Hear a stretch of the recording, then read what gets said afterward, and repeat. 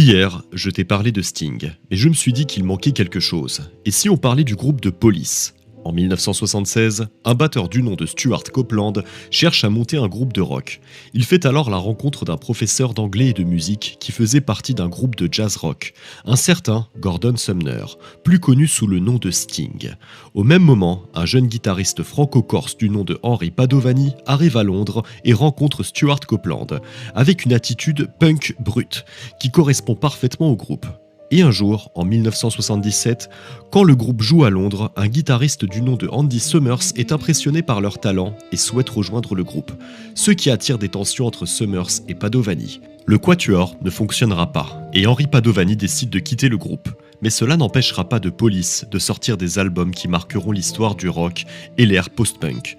5 albums voient le jour: Outlandos d'amour, Regatta de blanc, Zenyatta Mondata, Ghost in the Machine et Synchronicity, contenant des tubes comme Roxanne, Message in the Bottle, Walking on the Moon ou encore Every Breath You Take.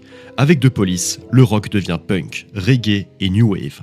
Au fil des années, Sting prend de l'envergure et petit à petit, des tensions naissent entre Stuart Copeland et lui. Souhaitant explorer d'autres horizons et perfectionner son art, Sting se lance en solo et sort son premier album en 1985. Plus tard, le groupe se reforme pour des tournées, se déforme à nouveau, puis se réunit à nouveau à la fin des années 2000 pour de nouvelles tournées.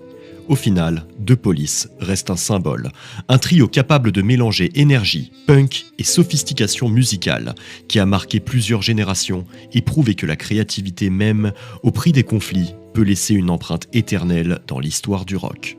Et voilà pourquoi The Police, c'est culte. Hier, je t'ai parlé de Sting, mais je me suis dit qu'il manquait quelque chose. Et si on parlait du groupe de Police? En 1976, un batteur du nom de Stuart Copeland cherche à monter un groupe de rock. Il fait alors la rencontre d'un professeur d'anglais et de musique qui faisait partie d'un groupe de jazz rock, un certain Gordon Sumner, plus connu sous le nom de Sting.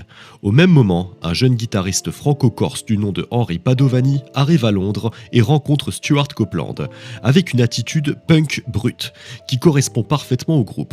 Et un jour, en 1977, quand le groupe joue à Londres, un guitariste du nom de Andy Summers est impressionné par leur talent et souhaite rejoindre le groupe, ce qui attire des tensions entre Summers et Padovani. Le quatuor ne fonctionnera pas, et Henry Padovani décide de quitter le groupe. Mais cela n'empêchera pas de Police de sortir des albums qui marqueront l'histoire du rock et l'ère post-punk. 5 albums voient le jour: Outlandos d'amour, Regatta de blanc, Zenyatta Mondata, Ghost in the Machine et Synchronicity, contenant des tubes comme Roxanne, Message in the Bottle, Walking on the Moon ou encore Every Breath You Take. Avec